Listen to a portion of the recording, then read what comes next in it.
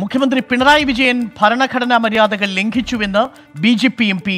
ജി.വി.എൽ. നരസിംഹറാവു. പൗരത്വ ഭേദഗതി നിയമത്തിനെതിരെ മുഖ്യമന്ത്രി അവതരിപ്പിച്ച പ്രമേയം ഭരണഘടനാ വിരുദ്ധമാണെന്നും ജി.വി.എൽ. നരസിംഹറാവു 24-നോട് പറഞ്ഞു. പാർലമെന്റിന്റെ അധികാരങ്ങളിൽ കേരള മുഖ്യമന്ത്രി കൈകടത്താൻ ശ്രമിച്ചു. ഗുരുതരമായ ചട്ടലംഘനം പിണറായി വിജയൻ നടത്തിയെന്നും അദ്ദേഹം പറഞ്ഞു.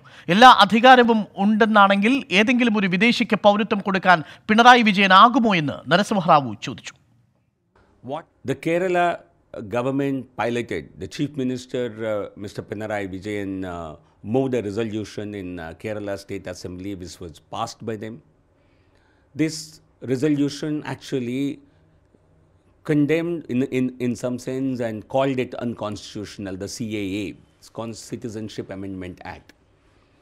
What Pinarayi Vijayan has done is an affront, is an insult to India's parliament. No chief minister and no state assembly shall comment on the proceedings of the parliament, be it Rajya Sabha or Lok Sabha. This is a tradition, and Article 105 of the Constitution considers anyone doing so a breach of privilege. Mr. Pinarayi Vijayan could have made political comments outside, or their CPM could have passed a resolution if they did not like it. But state assembly is a constitutional entity and parliament is a constitutional entity, and no house should comment on the proceedings of the other. So he is in the breach of parliament privileges. What he has done is a contempt of India's parliament, and therefore I have requested the chairman of Rajya Sabha, Venkaiah Naidu ji, to take cognizance of this and refer this matter to the Committee on Privileges to initiate proceedings against Pinarayi Vijayan. As a member of the Committee of Privileges, I will continue to press for this initiation, because the democracy, our constitutional democracy will be in danger if such thoughtless, mindless acts continue. Because if Kerala, they have brute numbers in the Kerala State Assembly, we have only one number. They can pass any resolution they want. So what happens if Karnataka Assembly, where we have a majority, tomorrow passes a censure motion against the Kerala government and the Chief Minister? And if they call Mr. Pinarayi Vijayan anti-democratic, a threat to India's democracy, and they pass a censure motion against him, what can Chief Minister of Kerala do? Can do nothing. But that will actually be treading into some kind of a constitutional warfare. We cannot allow that to happen. We are a constitutional democracy. Therefore, we all must function. And we all have a voice. We all have but we have to function within the mandate, within the boundaries of our constitutional mandate. If you transgress and you launch an assault on India's parliament, I think it will have to be recognized as an assault on democracy. It will have to be recognized as a breach of parliament privilege, and contempt proceedings therefore must be initiated against Chief Minister Mr. Pinarayi Vijayan. That is my submission, and I think there is a solid case, because this is madness. You cannot have one state assembly commenting on the parliament. Tomorrow another assembly can do it. And a parliament can tomorrow pass a censure motion against your Chief Minister, Kerala Chief Minister. So where will this end? It is a practice tomorrow. There was an occasion in parliament where I referred to some people being arrested under UAPA and Prakash Karat making some statements about it. I was not allowed to even name the Kerala government or Chief Minister, because it's a practice. We all have to maintain that. So if parliament is protecting the dignity of a state government or a state assembly, what business do they have to impinge on the authority, powers and the respect of India's parliament? This is madness, constitutional madness, and therefore this will be, and this has to be acted upon. How this resolution will work?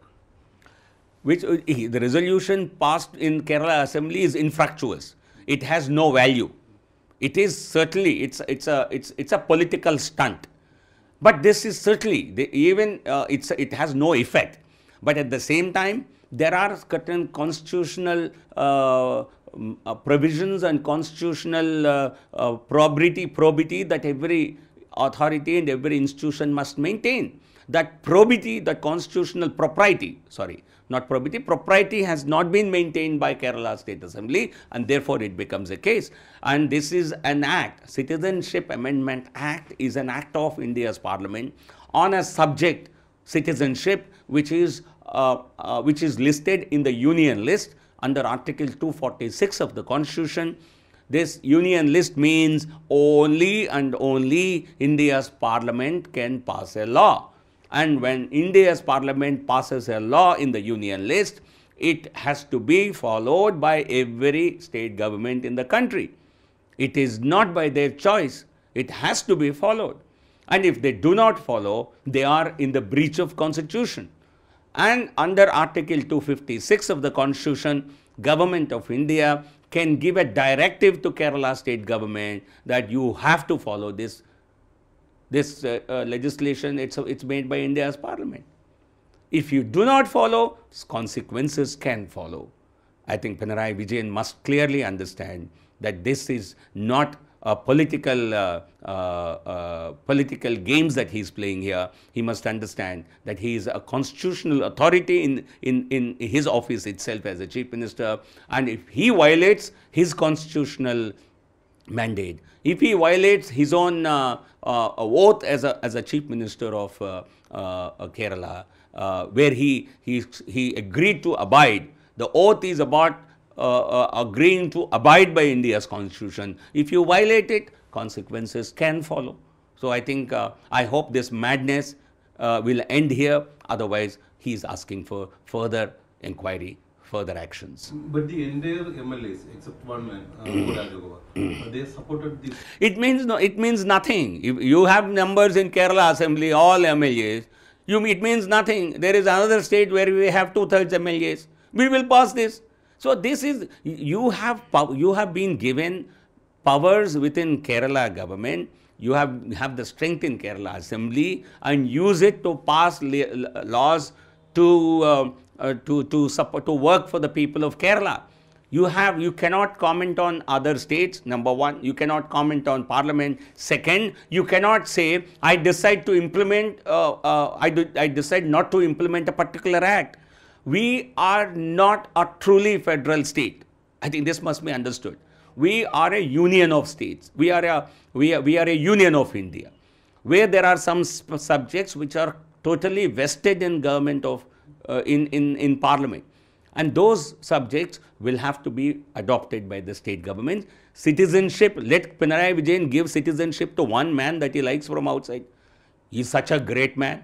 He thinks I have all the MLAs in state assembly. Let him give one citizenship to any foreigner coming from anywhere in the country.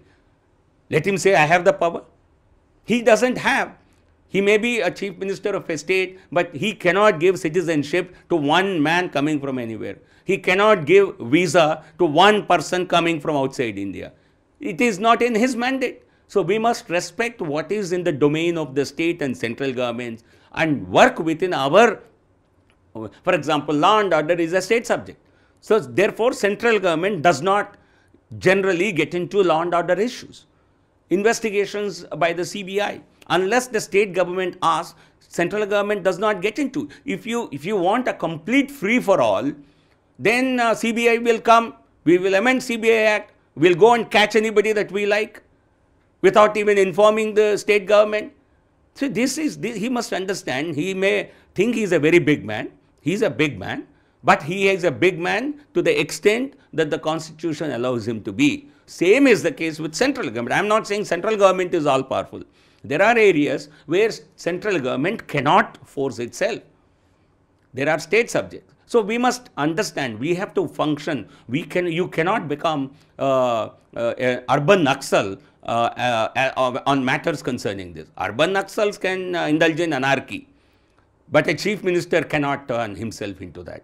He has to function within the contours of the constitutional mandate.